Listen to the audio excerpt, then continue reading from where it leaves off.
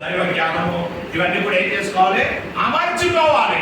తర్వాత అమర్చుకోవాలంటే సరి చేసుకుని కంచి వేసుకుని పురుగు అంటే ఆ సాతాను క్రియలు తప్పించుకోవచ్చు, లోపాన్ని తప్పించుకోవచ్చు, మనం కాపాడుకుంటూ ముందుకు వెళ్ళడానికి అవకాశం కలిగజేస్తాయి.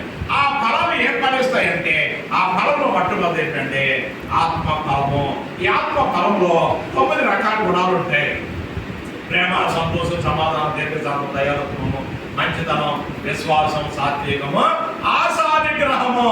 ఈ ఆశా నిగ్రహము అనగా తగ్గించుకుని జీవించడం ఫలము అవసరము. హల్లెలూయా. ఈ ఫలాలు ఫలించగలిగితే, ఆత్మ ఫలం ఫలించగలిగితే నువ్వేం చేయగలుగుతావంటే జయించడానికి యుద్ధవీరుడిగా ముందుకు వెళ్ళగలుగుతావు. హల్లెలూయా. ఎంత సమస్య వచ్చినా, ఒక కత్తి పట్టుకుని ఎదురు వచ్చినా, ఒక బాంబు పట్టుకుని ఎదురు వచ్చినా నువ్వు డైరెక్ట్ గా నిలబడగలిగిన శక్తిని, దాన్ని తట్టుకోగలిగిన శక్తిని, దానిని విడుదల పొందగలిగిన శక్తిని, వాడిని సల్లార్చగలిగిన శక్తిని ఎక్కడ వస్తుందంటే ఈ ఆత్మ ఫలంలోంచి నీకు వస్తుంది. అప్పుడు నీవు నీ జీవితం విజయంగా వెళ్ళిపోతావు.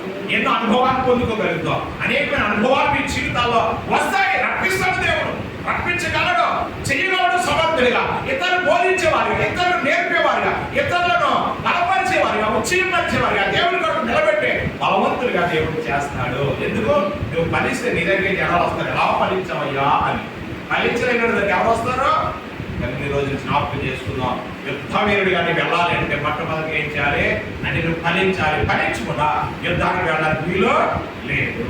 కనుక ప్రభువులు మనం ఫలించి అప్పుడే లోకాన్ని, సాతాన్ని ఎదిరించడానికి శక్తి కలిగి యుద్ధవీరులుగా ముందుకు వెళ్దాం. దేవుడి మాట ద్వారా దీవించి బలపరిచింది కాక. ఆమేన్.